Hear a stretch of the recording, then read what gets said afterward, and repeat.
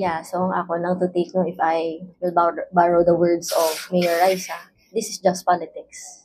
Amo to yung ako niya nakita. Why? Ang mga gin-raise ko being a point of order para lang to ya magmayo man ang amon nga session kag para ma-deliberate mayo ang mga different na tunda nga mga ginaput into agenda. So, seeing that kung maski ano tong akon nga ibais, ano akon nga i-point out ng mga legal nga mga implications or mga legal nga mga provisions, do pwede gid nila i-twist. So, muna gini nga kagina, while it is true nga ang majority rules no gina-follow gina naton, pero I leave it to their conscience. Nga nga agin push ko sa gyapon kagina. Hindi man pwede nga maghipos ako. So I'd rather express my point of order earlier, knowing nga i-overrule man ko gyapon kay sila majority, kesa nga mag-stay silent ako when clearly rules are being violated right in front of our eyes. So mana nga in-point out ko gid earlier. Na-expect mo naman to nga i-post kini Councilor Sarabia nga ilapip siya sa Actually, with due courtesy, since nga siya ga-approve sa agenda, inform ko siya, message ko man siya nga, I have a concern nga may pending kita ng ordinansa kay Shin Marie, why is it nga may ara kita agenda ni Councilor Nene nga the same or ang intent is the same kay Freedom of Information.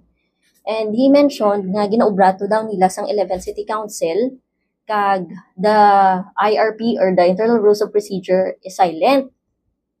So pagka pangita ko sang facts nga ginhambal niya, hindi siya mapariho sa ginubra nila sa 11th City Council.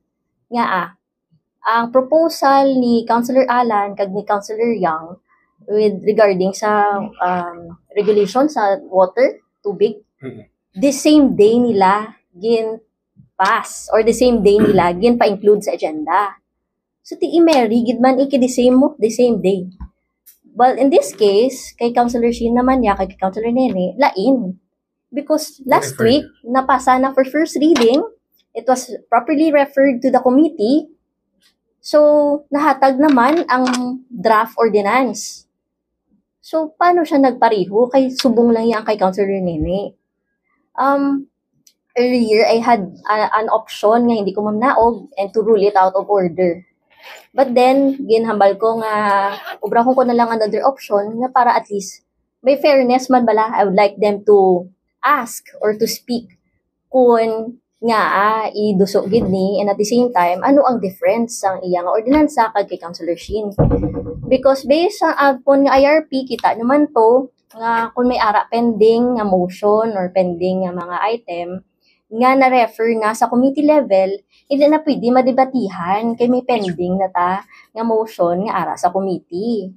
So again, wala man nila ni gin-acknowledge. Hindi ko no siya sakto ang pag-state ko sang ina nga provision. So in case, considering nga, sige, hambal na, mga lawyer sila. Kung put into their contention, nga, hindi to siya applicable lang mo to nga provision of our internal rules of procedure, ano ang next nga masunod nga rule? It's the Robert Rules. If silent ang IRP, ang supplementary is the Robert's Rules of Procedure. So, ano nakabutang sa Robert Rules? Ara sa renewal of motions under Section 34. Nga kung may ara mga pending motions, hindi na pwede ka-tackle or i-introduce ang the same title. Although, maski i-word, ang mga words niya, ang title worded differently, but the same intent, the same purpose. Hindi mo na siya pwede ma-introduce because it's duplication. Madubli lang siya.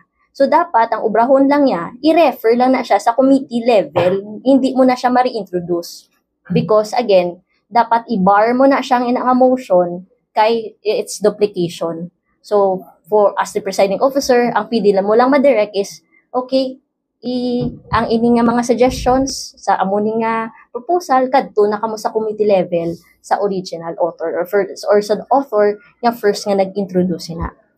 It's also underlying man sa basic principle nato no, sa basic rules of procedure nga courtesy. Common courtesy. So, hindi ba pwedeng every week, mapasar kita, the same title, the same intent, tapos, kamusta to ya ang first nga nag-introduce.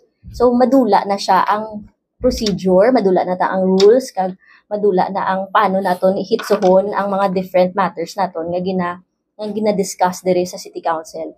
I'd just like to point out, Abi, kay ang hambal earlier ni floor leader, nga hindi applicable ang IRP, hindi man applicable ang Robert Rules, hindi man applicable ang Commander CC.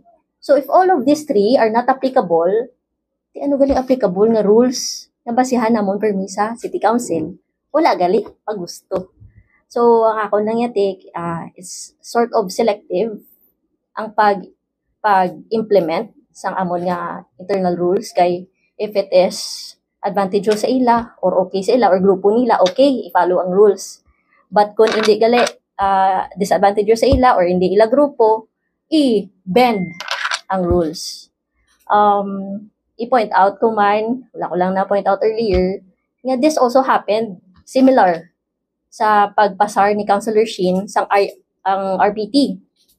Kung madumduman ninyo, I think kadua or katatlo na basura ang iya nga pag-propose sang para mag RPT kita nga reduction or discount. Anong hambal sang majority? Anong contention nila? Councilor Shin, storya ka na lang dito sa committee level. Kaya ang imo nga ordinansa, pariho lang. Ang balik Councilor Shin, hindi na siya pariho. Kay gusto ko ya amoni nga percent. Wala, hindi, same lang na siya ang imo nga intention. Same lang content mo. Although worded differently. So dito ka na diretso sa committee level. Nadumduman ninyo, ginbasura nila. So ano ya ang difference sa subong? Kay from the title itself, sa ordinansa ni Councilor Shin, naging pasar last week, the ordinance shall be called the Freedom of Information Ordinance. And at the same time, ang ginpasar ni Councilor Nene sa subong man aga, nakabutang man dito sa iya nga section 1, this ordinance shall be called the Freedom of Information Ordinance. So I leave it to the public para mag-contemplate man kag malantaw Manila kung ano bala ang gin-move sa City Council for today. Vice ko lang taon ta nagkasalangisag lang gid ni sa ano man like procedure bala, especially sa IRP nga ginasunod naton. Now seeing the need to do you consider the need to amend the IRP? That's